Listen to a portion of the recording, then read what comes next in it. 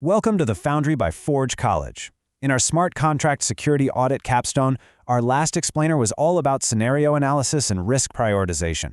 We learned that finding a vulnerability in a smart contract, well, it's a huge adrenaline rush. But let's be honest for a second. Finding a vulnerability is basically like discovering a giant open bank vault door just swinging in the breeze.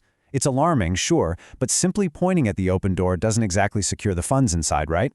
So today, we're transitioning from the thrilling hunt of threat modeling to the absolute meticulous science of engineering. Today, we're going to learn how to actually build the lock. So you found a vulnerability. Now what? Well, I can tell you right now that duct taping the vault door just isn't going to cut it in Web3. We really need to move from simply identifying a threat to implementing a real, heavily tested mitigation. We have to close that entire threat to mitigation feedback loop. Because an audit report that just says, hey, you have a bug here, without providing a reproducible, actionable fix, well, it's only doing half the job. We need to be surgical. We need to be totally objective. Okay, let's dive into this. Here is our agenda for the engineering loop.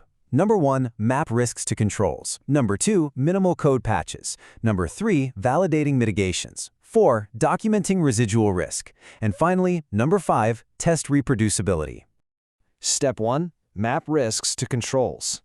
The very first step in our engineering loop is creating a direct, traceable map from that broken piece of code to a specific defense mechanism. We do this using what we call a mitigation control.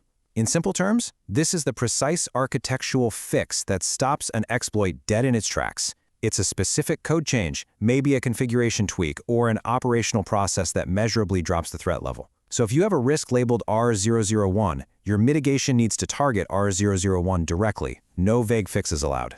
Step 2. Minimal code patches. When applying a control, our golden rule is to make the absolute smallest, most surgical code patch possible. A massive refactor, that just introduces new bugs.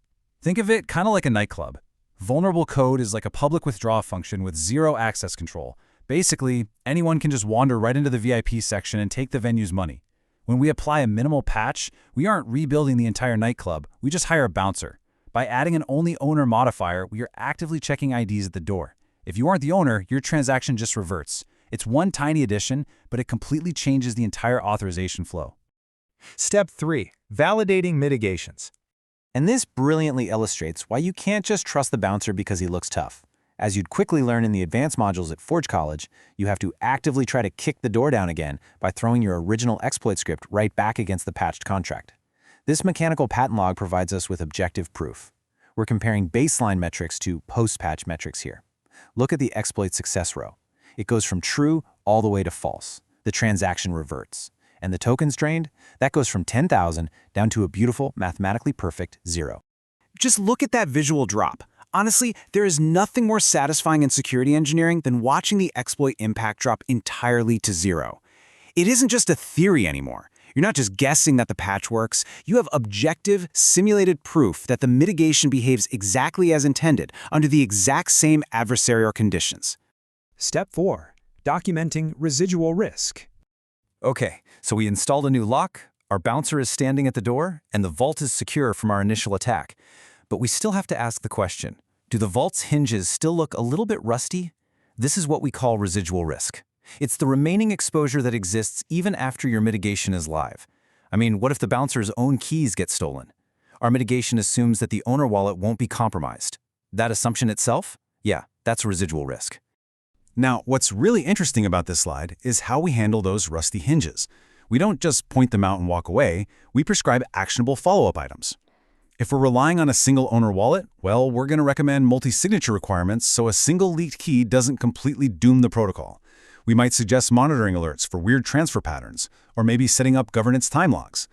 The takeaway here is that you always want to leave your stakeholders with a really clear map of what they need to do next. Step 5. Test reproducibility.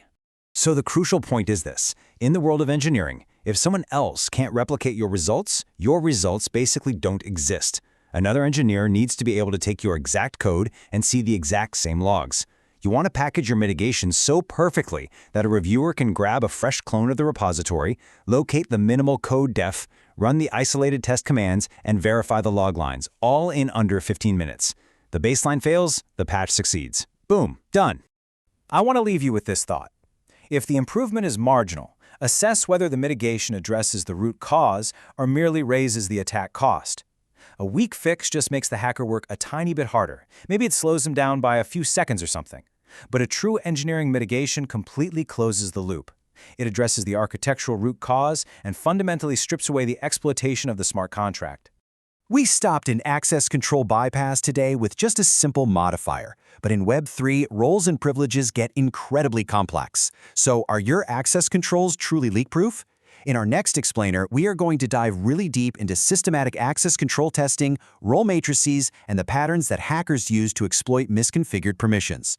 To continue mastering these absolutely essential Web3 security skills and to explore our full curriculum, I highly encourage you to visit forge.college. Keep testing, keep building those locks, and I'll see you in the next explainer.